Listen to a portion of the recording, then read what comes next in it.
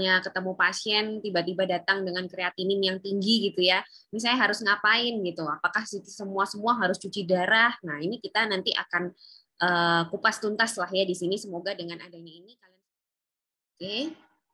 Nah, ini contoh dari algoritma yang bisa kalian terapkan ya. Jadi kalau ada pasien datang dengan AKI, kita lihat.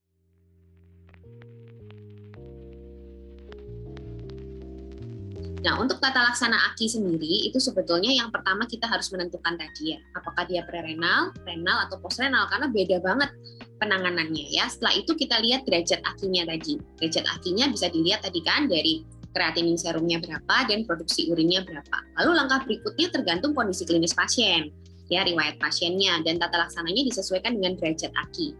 Jadi kalau kita lihat di sini, derajat AKI itu kan tadi ada 3. Nah, itu penanganan yang utama itu semuanya selalu dimulai dengan pastikan status volume dan perfusion pressure dari pasien ini. Jadi kalau misalnya ada pasien jelas datang dengan AKI, produksi urinnya turun dengan tensi yang rendah, tekanan perfusi yang rendah, itu kalian harus perbaiki dulu karena pasti ada faktor prerenalnya ya. Jadi status volumenya harus diperbaiki, pressure perfusionnya juga harus diperbaiki. Setelah itu pokoknya yang penting adalah hemodinamik ya. Setelah hemodinamik itu sudah stabil, kita harus lihat obat-obatan yang dikasih. Jangan sampai memberikan obat-obatan yang nefrotoksik. Nefrotoksik itu biasanya golongan-golongan NSAID misalnya ya, atau golongan antibiotik yang golongan aminoglikoside misalnya. Jadi pemilihan obat pada pasien yang sudah beresiko AKI itu harus hati-hati sekali.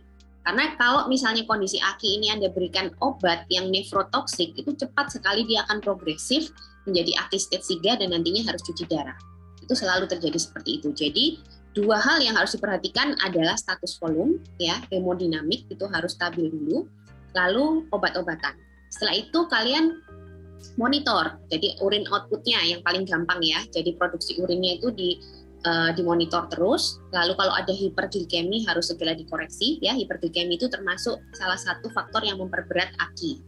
Ya, jadi kapan harus cuci darah nanti kita bahas juga. Jadi sebetulnya kalau AKI stage 3 ini adalah salah satu kemungkinan bahwa orang yang ada di AKI stage 3 itu nantinya akan cuci darah selama dia dirawat ya. Jadi cuci darah di sini bukan renal replacement therapy, tapi renal supportive therapy ya.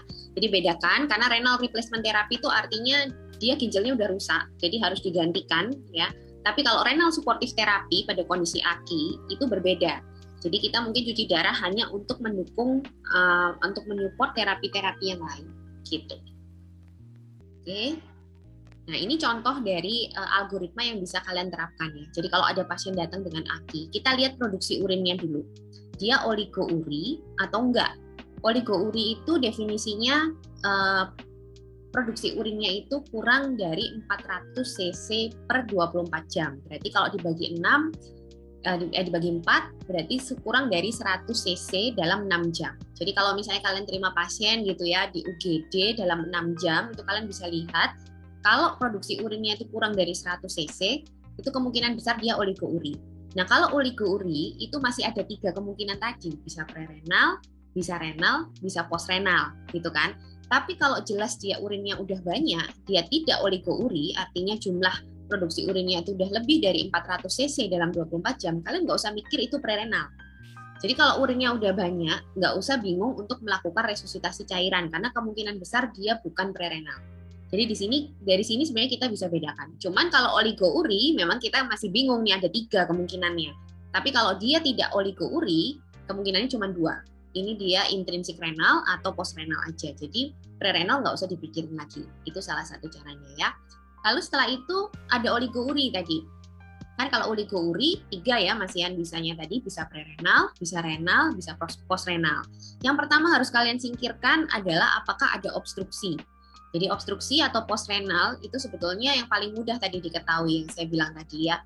Jadi kalau misalnya ada postrenal ya sebetulnya langsung ditangani atau kita fokus menangani membuka obstruksinya atau memberikan jalur diversi urinnya gitu.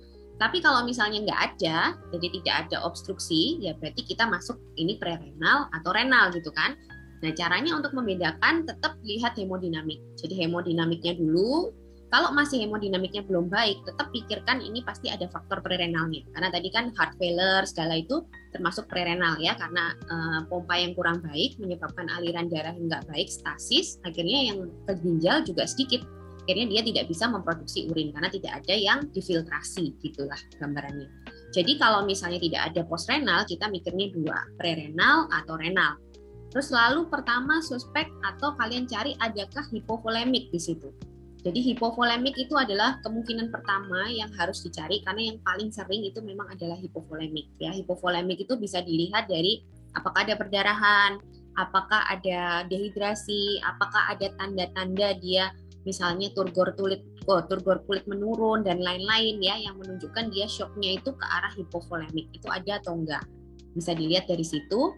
Terus juga kalau nggak ada, jadi tidak ada tanda-tanda hipovolemik, kita lihat gimana kardiaknya gitu. Apakah ada tanda-tanda heart failure?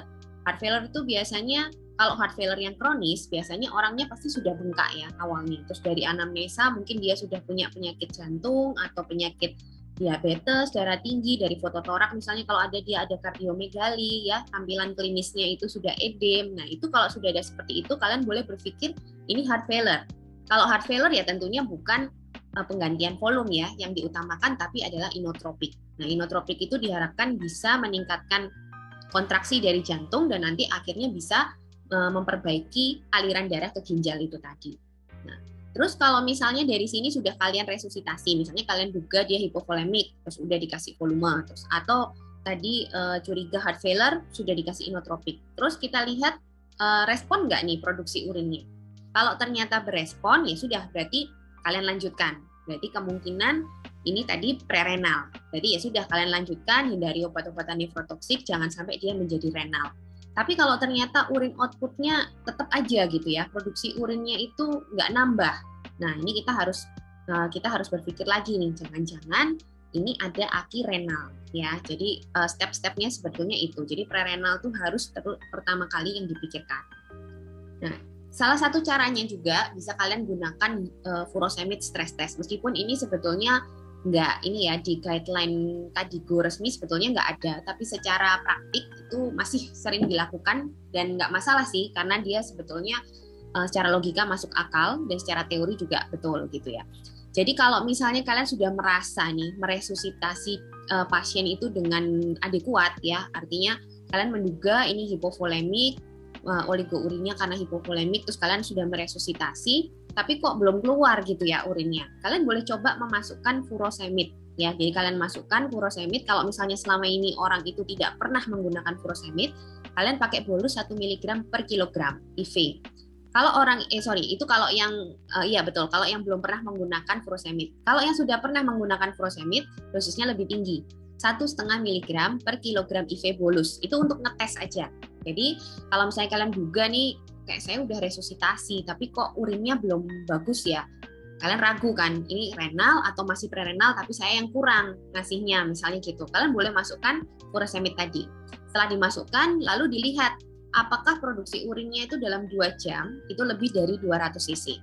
Kalau lebih dari 200 cc udah nggak usah ragu, ini jelas prerenal. Berarti kalian gencarkan lagi untuk resusitasi. Berarti tadi masih kurang gitu loh anggapannya. Kalian mungkin masih ragu-ragu.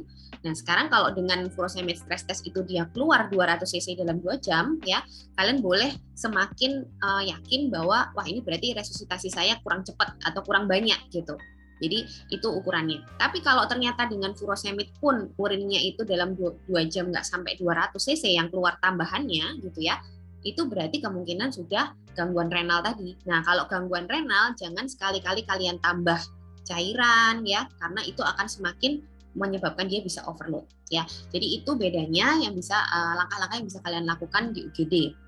Ya, secara fisiologi sebetulnya sih kalau misalnya jumlah cairan yang ada di pembuluh darah itu cukup dan dia yang ke glomerulus juga cukup, sebetulnya dia akan keluar urin gitu ya. Makanya kita lakukan furosemid stress test itu kalau kita yakin kita sudah meresusitasi. Jangan di kondisi awal-awal. Jadi pada saat oligouri awal-awal kalian belum meresusitasi, jangan tiba-tiba dikasih furosemid. Karena kalau belum terisi pembuluh darahnya, belum ada yang ke glomerulus, ya belum ada yang difiltrasi, ya belum bisa keluar urinnya. Logikanya begitu. Jadi ini hanya untuk membantu memastikan apakah kalian meresusitasi itu respon atau enggak gitu ya. Jadi bisa dengan cara ini.